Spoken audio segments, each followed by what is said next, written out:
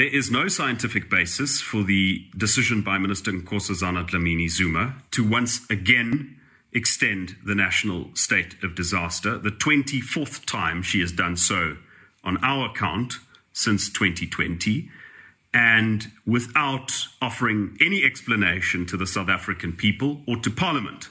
The extension of the national state of disaster by government is disappointing, unnecessary, and uncalled for.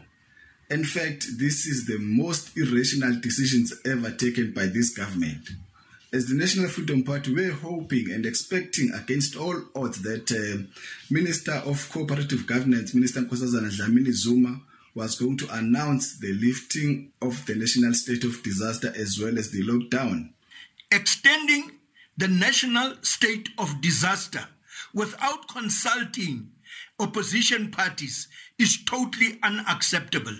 President Ramaphosa expects that we must support and defend this decision, but we don't know what was the reason for this extension.